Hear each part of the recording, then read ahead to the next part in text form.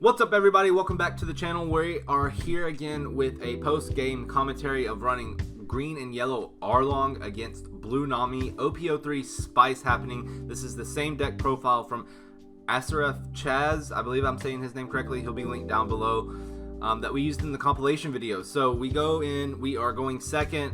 We're going to use the pudding to get the Lin to prep for future turns. And then from there, I goof right here, and I, for some reason, forget that it's my first turn and that I cannot swing, though that was my intention. So we pass it off to the Nami player,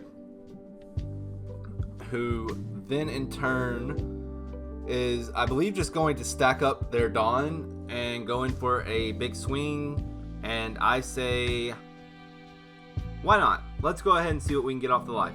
So we get the Cracker, whose trigger effect is I can toss one to the trash and play it, and for some reason I think it's a good idea to throw the one blocker in hand to the trash to get out the Cracker.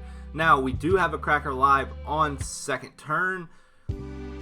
I mean, that would have been all of our resources Dawn wise, or most of them if we're utilizing Arlong's effect, but because of Arlong's effect we now get to go into two Dawns attached, go in for the poke, and use the card action to bring out a cost 4 or lower with trigger effect to the field. So we just got a 4-drop character for 3-drop with a poke, and then we attach the Dawn to Cracker to get its effect off. But sadly my opponent does have the 2K Mihawk in hand, and then I believe they add the Perona on top to block out the counter the attack. And then from there we pass it. They're at 5 Dawn, and I don't remember exactly what they do here. I know our hand's set up with 3 2K counters, 6-drop Krieg, and a 7-drop Lin. They go in with the 6 to try to pressure something out of our hands. We say, okay, that's fine. We don't want to lose more life. We are in an optimal position. But then they use the event that sets cost of 5 or less at the bottom of the deck. So we do lose out on the Cracker, but we still have a good board set up at the moment.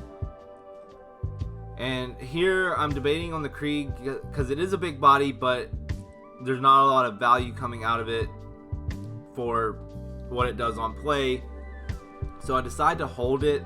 There's nothing to really utilize with the Arlong, but that is fine.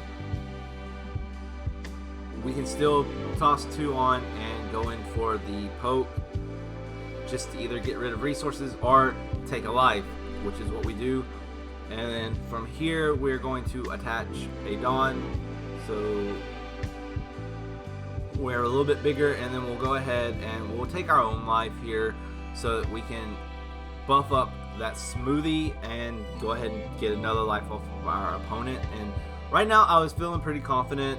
I felt like I was getting a good push, and we're going to go ahead and throw the Dawn onto the pudding and give her a reason to do something besides search the top of our deck, but they do counter out with the Zeph. So passing it back to our opponent here, they are on 7 Dawn. They're just going to go in for the pudding, and that's fine. We have another pudding in hand to get a on-play search off anyways. Not a big deal, but that event card comes back down again, and our smoothie is put to the bottom of the deck. The 3-drop Doflamingo is now on board, and they are stacking their deck to however they please. And they pass turn. So we are on 8 Dawn at this point. We're getting really close to kind of later game. And again, Arlong's effect is just, it's great. It's really fun to be able to get those 4 drops out for 3 Dawn. So you get to save a resource to utilize for things. So I believe here I'm going to go into 2 Dawn on Arlong. Attack, card action for the Cracker. They get the choice, obviously, to use their blocker. We get rid of the blocker, and then here I forget that Santi is a target off of pudding. I have it in my head for some reason stuck that it can only be big. Even checking the card text, I just skimmed it, and I didn't realize that the Sanji with the 2K counter would have been the better choice there to add to hand for defensive reasons. But It's fine. We have 2 Lin just in case for some reason we need to trash a card. We do have a card on hand that we can trash and not feel too bad about setting ourselves back with. Though, it is sad that we could have had another 2k counter in hand. So from here, they're going to go ahead and poke once with the Nami. They're trying to get something out of the hand, and I think I'm just going to let it go through. Obviously not what you want to see off of your life stack, but the Krieg is the Krieg. Once again, the effect comes down and gets rid of our smoothie, and then Zeph returns the pudding to hand. That is the first, even when playing the game, that is the first time I realized that interaction happened. And I've tried to record this video like 3 times. So the Zeph sent the pudding back to hand, and honestly, I probably should have pudding here. We have 10 Dawn, but there's not a single target for Arlong's effect. So I should have played the pudding, seen what I could pull, and then from there decided whether or not I wanted to Arlong or if I wanted to Lin. But Lin effect does let our opponent choose to take 1 off their life or give us 1. They chose to take 1 off their life, which was another Zeph, and that is fine with me. Go ahead and get that in the trash pile. From here, I guess I thought I just had pudding in my hand.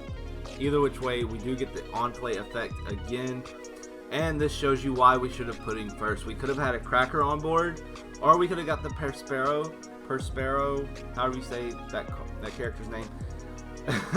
And so yeah, now we're in a situation where we can't get Arlong's effect off to get the Cracker on board, and I think honestly I would have been in a better position if the Cracker would have come on board earlier and we would have saved the Lin for the next turn. But we did save 1 for the counter event that goes negative 3,000 to a leader or character. However, at this point, it's kind of like, do we take the hit? Do we not take the hit? They got full Dawn on board and haven't touched anything, which is kind of the point of doing a little poke like this. Get rid of resources, then go in big. But I decide, okay, we'll go ahead. We'll take the hit. We do get the pudding for an extra 1k counter. They go in with the 7k, and I will have to give up 2 cards out of hand in order to not lose. But the Mihawk goes down, and we lose the Lin. So now we're in a position of, do we do Lin? Do we do Cracker? Do we, you know, I play the Lin, and honestly, that probably wasn't the play. I should have gone in for Cracker and probably done the Soul Pocus as well. But they do trash a life, and it puts me in a position where I feel kind of confident. And at this point, what I should have done is loaded up my Arlong and poked for game, and at least gotten resources out of their hand. But instead, I decided to go for the Zeph for some reason, and I don't use the card action because I have the counter event and know that I will not be able to use it. Though I should have recognized that if they got out of this attack, it was probably game anyways. And at this point, they are just going to stack every single Dawn available on their side of the board to their big old Mihawk and hit me with 19k. Even with going negative 3k and the 2k counters and the Cracker with the 1k counter, it is not enough. This will be a GG moment, and from there the game is over. Though it was a very fun game, not what I expected out of the Nami player. I have no complaints, however. And on that note, if you liked what you saw, hit that like button. It helps out the channel a lot. If you're new here, we put out One Piece TCG content almost every day. So go ahead and hit that subscribe button if you want to catch up on more of that. And until next time, I will see you later. Have a wonderful day. Peace.